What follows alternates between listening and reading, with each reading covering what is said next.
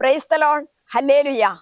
സർവശക്തനായ ദൈവം നമ്മളെ എല്ലാവരെയും സമർത്ഥമായിട്ട് അനുഗ്രഹിക്കട്ടെ എന്ന് പ്രാർത്ഥിക്കുന്നു. ഇന്ന് നമ്മൾ പഠിക്കുന്ന തിരുവചനം സങ്കീർത്തനം 123:2. ദൈവമായ കർത്താവിന് ഞങ്ങളുടെ മേൽ കരുണ തോന്നുവോളം ഞങ്ങളുടെ കണ്ണുകൾ അവിടുത്തെ നോക്കിയിരിക്കുന്നു. കർത്താവെ, അങ്ങേക്ക് വേണ്ടിയാണ് ഞാൻ കാത്തിരിക്കുന്നത്. അതായത് ഒരു ആത്മാവിന്റെ അഗാധമായ ദാഹമാണ് ദൈവത്തെ കൊണ്ട് നിറയാൻ പറ്റുക എന്നുള്ളത്. എന്തിനു വേണ്ടിയിട്ടാണ് കാത്തിരിക്കുന്നതെന്ന് സങ്കീർത്തകൻ വളരെ കൃത്യമായിട്ട് പറയുകയാണ്. കർത്താവെ, അങ്ങേക്ക് വേണ്ടിയാണ് ഞാൻ കാത്തിരിക്കുന്നത്.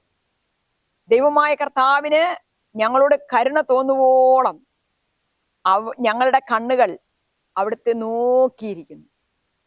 വചനം പറയുന്നു, എൻ്റെ ദൈവമായ കർത്താവെ, അങ്ങാണ് എനിക്ക് ഉത്തരമരുളേണ്ടത്. അതായത് ദൈവത്തിന്റെ കരുണയിൽ നിന്നാണ് നമ്മുടെ എല്ലാ പ്രാർത്ഥനയ്ക്കും ഉത്തരം കിട്ടേണ്ടത്.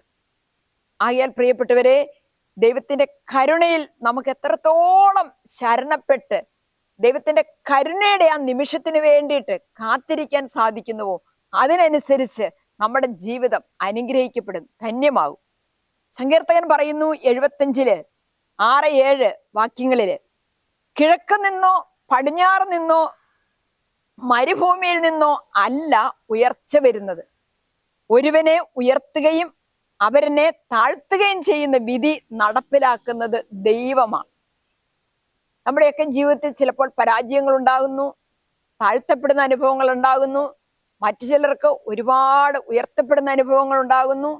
വചനം ഒന്നുകൂടെ നമുക്ക് ശ്രദ്ധിക്കാം. കിഴക്ക് നിന്നോ പടിഞ്ഞാറ് നിന്നോ മരുഭൂമിയിൽ നിന്നോ അല്ല ഉയർച്ച വരുന്നത്, ഒരുവനെ ഉയർത്തുകയും അവരിനെ താഴ്ത്തുകയും ചെയ്യുന്നത് വിധി നടപ്പിലാക്കുന്ന ദൈവമാണ്. അതായത് ദൈവത്തെ കൂടാതെ, ദൈവം അറിയാതെ, ദൈവത്തിന്റെ അനുഗ്രഹമില്ലാതെ നമുക്ക് ജീവിതത്തിൽ ഉയരാൻ പറ്റില്ല. ആകയാൽ പ്രിയപ്പെട്ടവരെ, ദൈവത്തിന്റെ കരുണയുടെ കരം നമ്മളെ എല്ലാവരും പിടിച്ചുയർത്തട്ടെ എന്ന് പ്രാർത്ഥിക്കുന്നു. ആമേൻ. ഹല്ലേലൂയ.